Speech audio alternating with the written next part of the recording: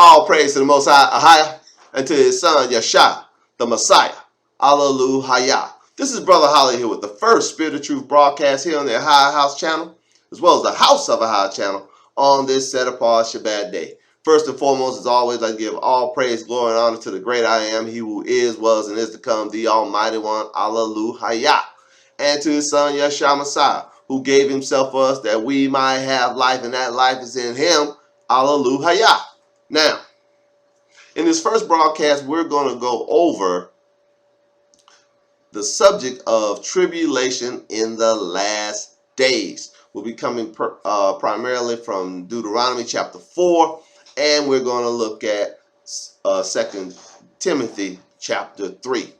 But before we do, I'd like to share with you a resource that I found recently concerning the Most High and His name being elevated in these last days. This is a Bible that I found. Forget the name of the publisher. It's called the Ahia Yeshaya King James Version Bible, KJV. Now, what the compiler of these scriptures has done is gone in, and everywhere the word God was, they replaced it with power. And everywhere the word LORD was, especially where it was capitalized, they replaced that with Ahia. And everywhere the JUSUS was in the New Testament, they replaced that with Yeshaya. And suffice to say, it's a good first step toward having a clean read. Just those three things alone will clean your read up quite a bit, and it is hand size. You can carry it around easily. You can use this when you're out talking to people, if you're out street preaching or whatever, talking to people. It's easy to handle. However, the only drawback that I found is it is a squint fest. Yeah, I'm holding it up, and that print don't get. I can move as close to the camera as you want me to. That print ain't getting no bigger. And for a person as old as Brother Holly, I can't even look at this without my glasses. So unless you got great vision, I would not recommend that this be your study Bible. Like I said earlier, you can take it with you. And on a scale of readability, as far as being cleaned up, I give it about a 7 on a 10 scale. It's a good first step, and it's handy enough to keep the read clean while you're out talking to people about these things, while you're out there going not into the ways of the Gentiles, but out there looking for the lost sheep of the house of Yashua, as Messiah commanded us. But as you know, we use here. Oh man, I'm struggling again today. Woo! We use here to learn Paleo Hebrew Torah, the Lashwan Kodash, Holy Tongue version of the Yashahai scriptures. And as you may know, those of you who watch this broadcast, the Most High placed on my heart recently to buy a couple of copies of these a month and to share them with people free of charge. Just made the order for this month. This month that we're now in, for the month of April, I'm ordering 2 more. One from a woman that I work with, a Hebrew sister I work with, and another for my own youngest child. And like I said before, these are free of charge to these people. And as a higher prospers me, I will continue to purchase 1 or 2 a month. They are not cheap. And suffice it to say that as I'm prospered, the longer I can keep doing that until all the people that He would have me to bestow this resource upon have been until that's met. So all praises to High for His mercy, and I thank Him for the monies to do it. Brother Holly's in the process of looking for a new house to purchase at this time. A lot's going on, and the Most High is I can see Him is prospering of myself from my obedience. he is. Now the money's here. I had a thought to do something, and boom, there's the money. So I just give a high all praise for the way he treats me in these latter days. He blesses me beyond measure. I'm not in bad shape, children. I've never been in bad shape. I'm sitting here right now, and I can look out that window at the Atlantic Ocean. I live 1 block from the ocean, with a view of the sunrise over the Atlantic every morning. Uh, and I ain't paying that much for this. And it's wonderful how the Most High just treats me amongst these heathen. He knows how to keep his people well funded, well informed, and well taken care of out here in these latter days. All praises. Now, we'll be reading from Deuteronomy chapter 4.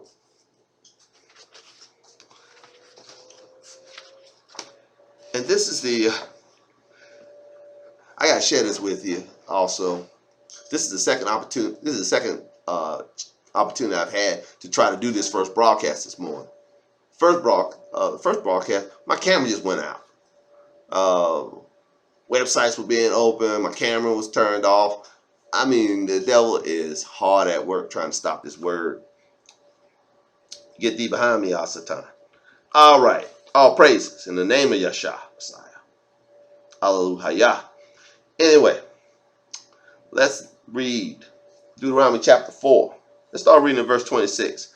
I call heaven and earth to witness against you this day, that ye shall soon utterly perish from off the land whereunto you go over Jordan to possess it.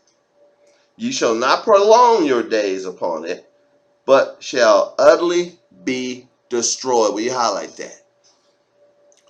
To give you a backdrop, the children of Jacob were going over Jordan to possess the land. But how I told them, you're not going to long be on this land. You'll go in to possess it. You ain't going to be able to stay. He's going to tell you why in a moment. But you're going to be utterly destroyed off the land. Next verse 27.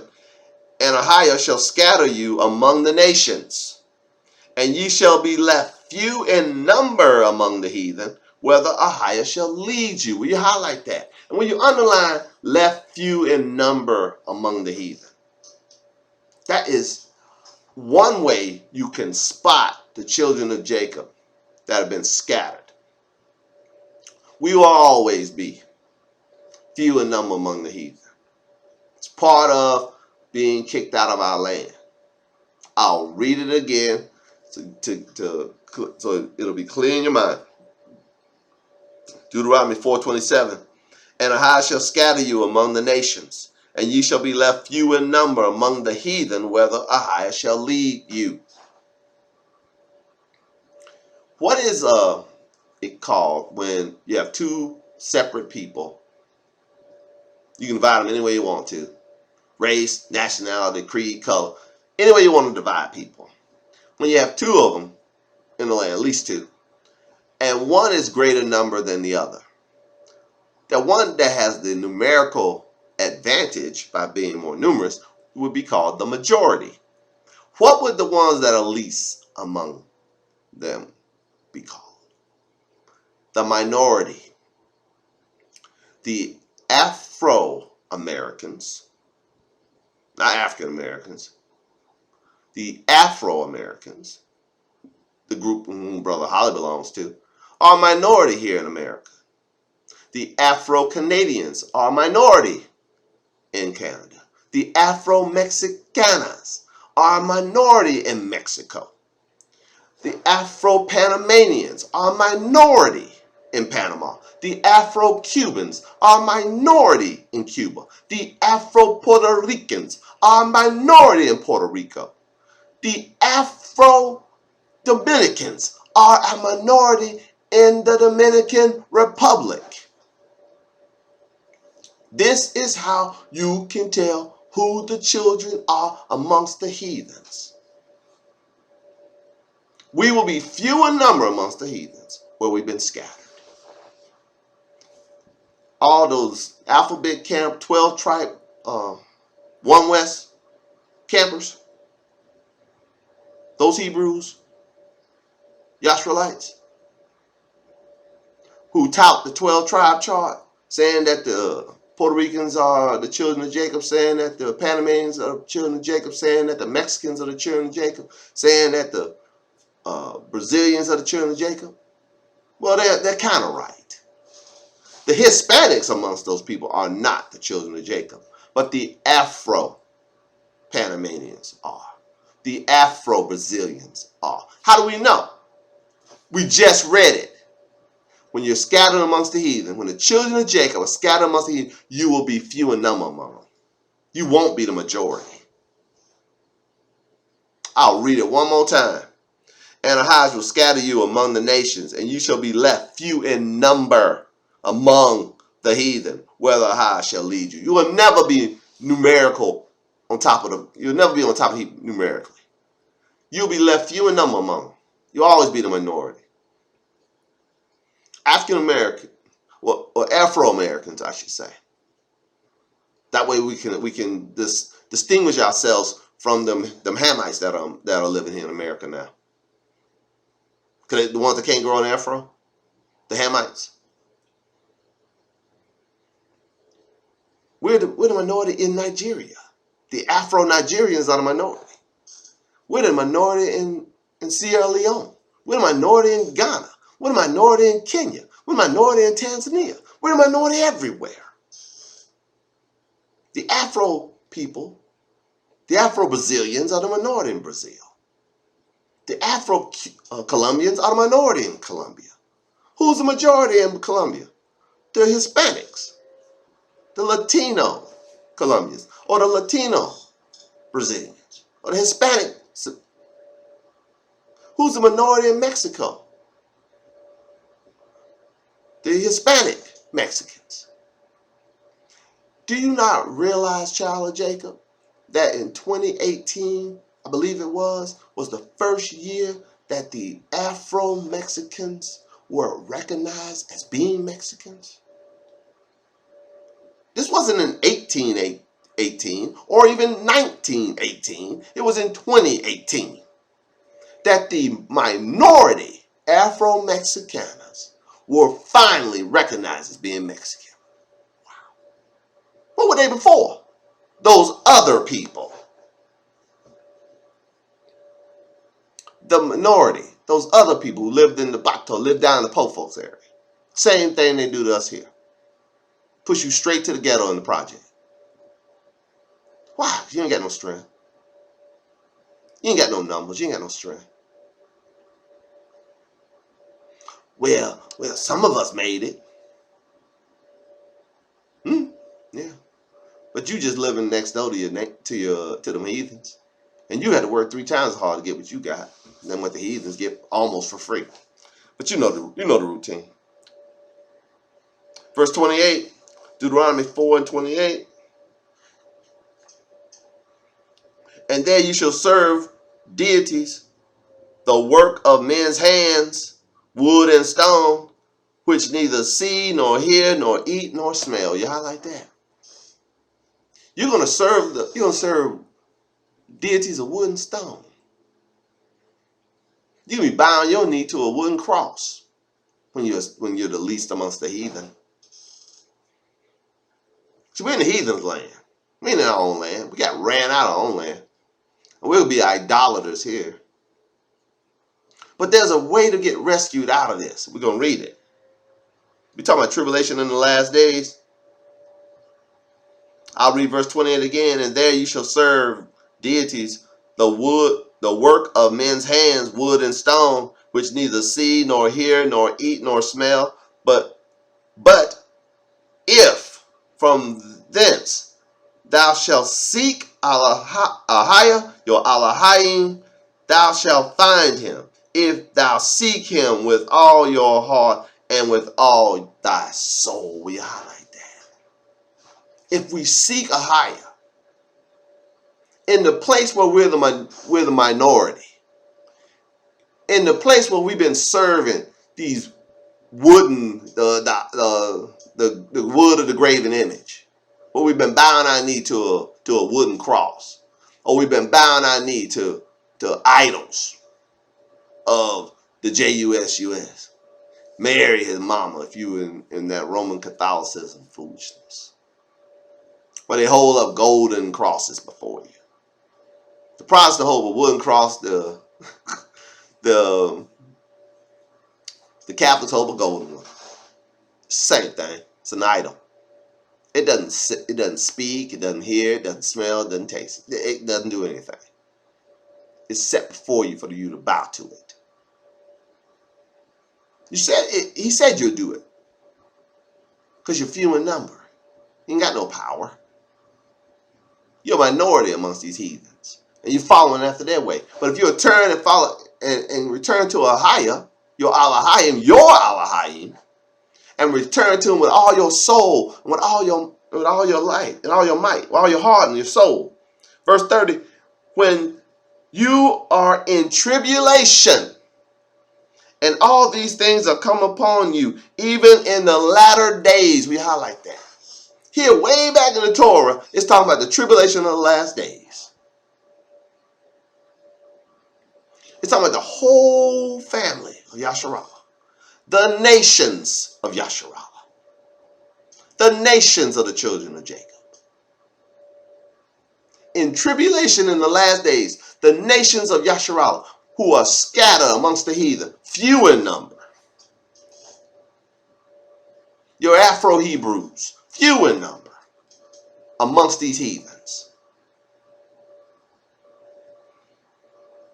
And when you are in tribulation, verse 30, Deuteronomy 4:30, when you are in tribulation and all these things are come upon you, even in the latter days, if you turn to a higher, your Elohim, and shall be obedient unto his voice, for a higher, the Ayasha, is a merciful Elohim.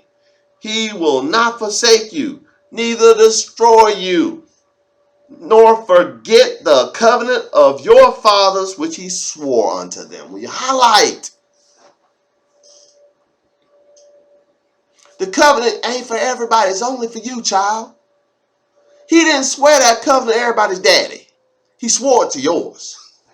He swore it to your daddy Abraham. He swore it to your daddy Isaac. He swore it to your daddy Jacob. And their seed after them, which would be you.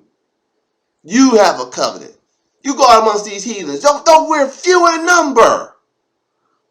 It's the covenant blessing that makes us great amongst them. Though we be few in number. We ain't got no political power. We ain't got no army. We ain't got nothing. We ain't got no economic base. Nothing amongst these heathens. We few in number.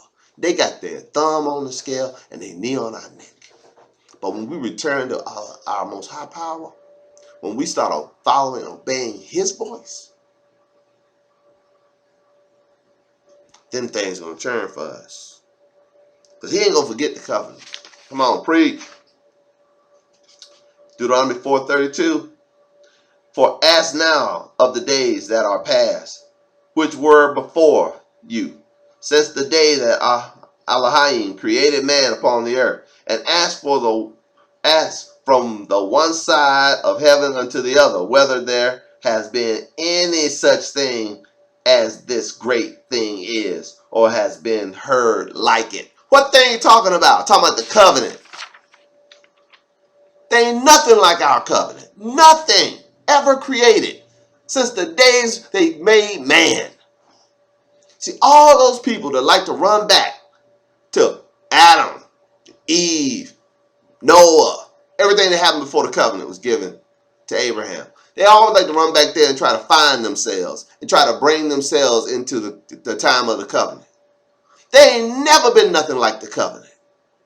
From the time of Adam, nothing like it. He chose a people out of people to call his own and to bless them and their seed after them. Let's read again. Deuteronomy 4:32. For ask now of the days that are past, which were before you, since the day that Elohim created man upon the earth, and ask from the one side of heaven unto the other, whether there has been any such thing as this great thing is, or has been heard like it. Did ever people hear the voice of Elohim speaking out of the midst of the fire, as you have heard and lived? Good question. See, our foremothers and forefathers heard the Most High speaking out of the midst of the fire. Wasn't everybody there? Wasn't no Japanese people there? Wasn't no Chinese people there? There were no Americans there. There were no British there. There were no Cubans there. None of them. None of these people were there. Just us. Verse 34, or hath Elohim essayed to go and take him a nation from the midst of another nation? I just said that. He took a nation out of the midst of another nation.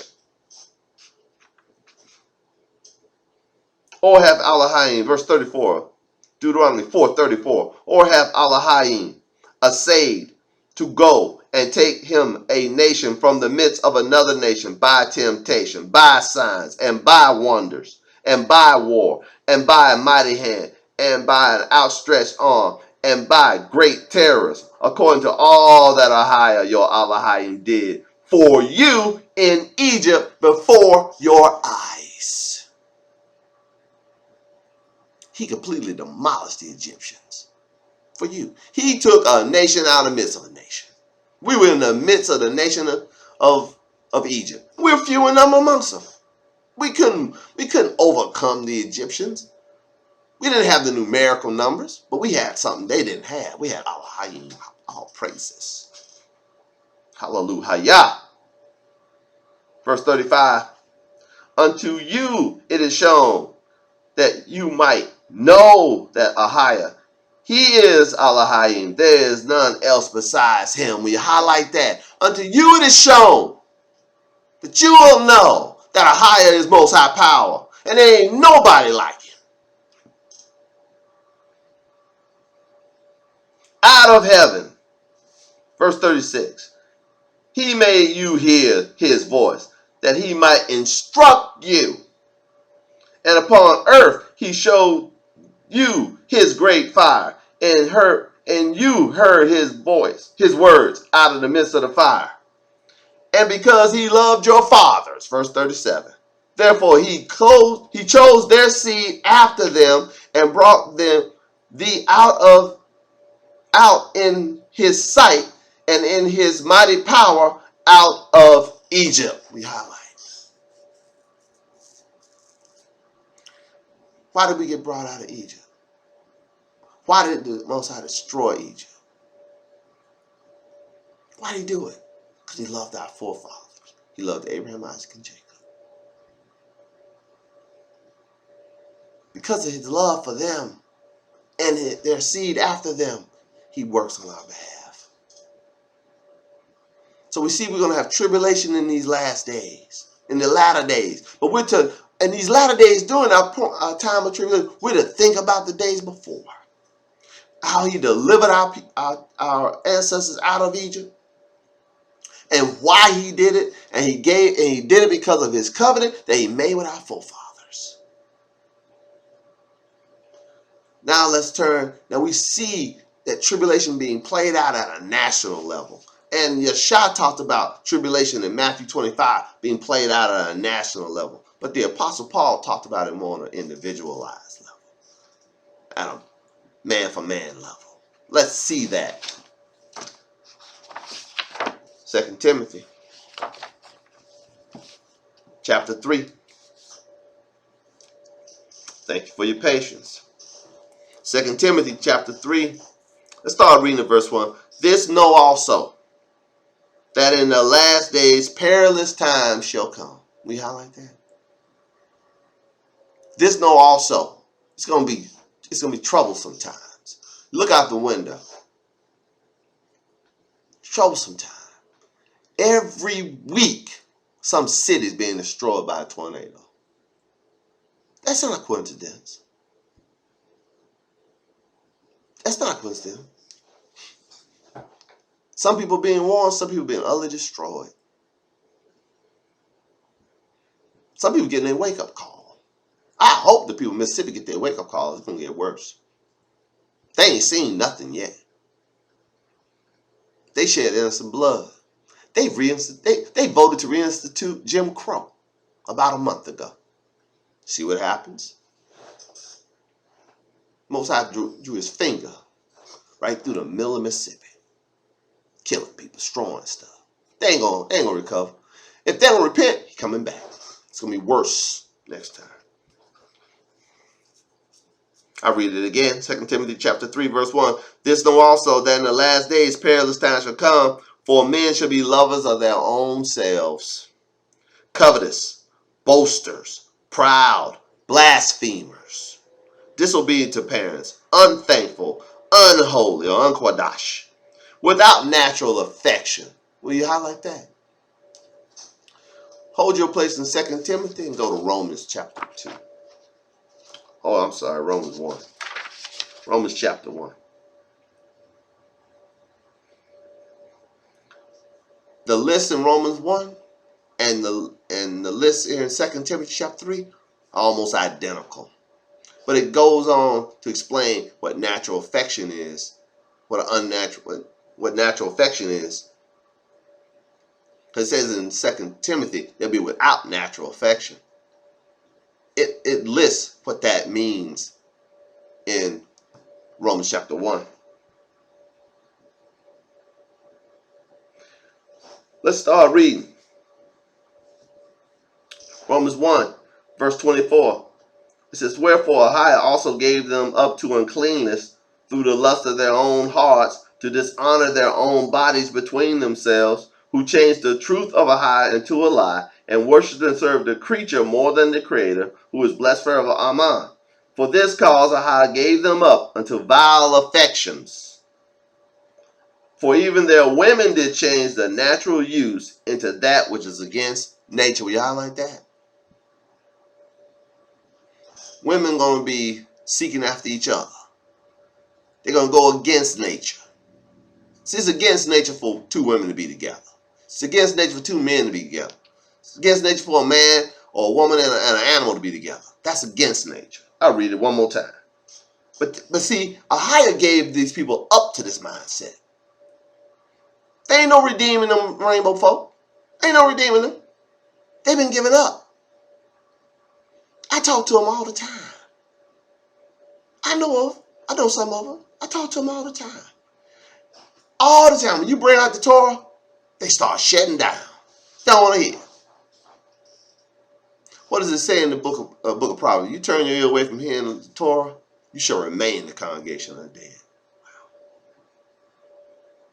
Romans chapter 1, verse 26, for this cause Ahiah gave them up unto vile affections, for even their women did change the natural use that is against nature, and likewise also the men, leaving the natural use of the woman, burned in their lust one toward another, men with men, working that which is unseemly, and receiving in themselves that recompense of their error, which was meat. We highlight that. You receive something in yourself for your error. What they receive in themselves? AIDS. What they receive in themselves? Monkeypox. What they receive in themselves? That new fungus that everybody's so scared of. Look at who it affects outside of people in nursing homes. Look at it. Oh, they put it in the small print. Men who sleep with men. And people who have sex with people, men who sleep with men. That's what that new fungus that kills people. It's coming. It's targeted. Men who sleep with men. That very act makes you susceptible to a whole host of things beyond AIDS. They tried to scare us all in monkeypox. But who did it end up affecting when the vaccines began? They were straight to the Rainbow Coalition, to the Rainbow folks. Oh, y'all need shots because this affects you mostly. See how these things work? I'll read it one more time. Verse 27, Romans 1:27, and likewise also the men, leaving the natural use of the woman, burned in their lust one toward another, men with men, working that which is unseemly, and receiving in themselves that recompense of their error, which was meet or befitting. And even as they did not like to retain Elohim in their knowledge, Ahiah gave them over to a reprobate mind, a mind void of judgment, to do those things which are not convenient. We highlight. being filled with all unrighteousness, verse 29, fornication, wickedness, covetousness, maliciousness, full of envy, murder, debate, deceit, malignancy, whisperers, backbiters, haters of Ahiah, despiteful, proud, boasters, inventors of evil things, disobedient to parents, without understanding, covenant breakers, without natural affection, implacable, unmerciful, who knowing the judgment of Ahiah, that they which commit such things are worthy of death. Highlight. Not only do the same, but have pleasure in them that do them. Not only do the same, but you applaud those that are joining you. All of you worthy of death. It says right here, what you're doing, you're worthy of death. So when death comes for you, I don't bat an eye. You receive it exactly what you called for. Back to 2 Timothy. 2 Timothy chapter 3, verse 2, for men shall be lovers of their own selves. This is the last days. Covetous, boasters, proud, blasphemers, disobedient to parents, unthankful, unkodash. Remember I told you that the list in Romans chapter 1 and here in 2 Timothy are almost identical.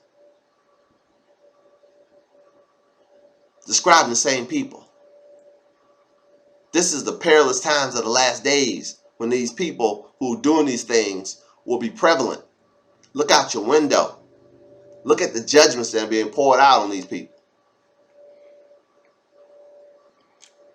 2 Timothy 3:3, without natural affections, truce breakers, false accusers, incontinent, fierce, despisers of those that are good. Will you highlight that? What's good? Going to Romans chapter 7, Torah is good. And the law holy, pure. Wow. Despise those that keep Torah. They despise the Torah keeper.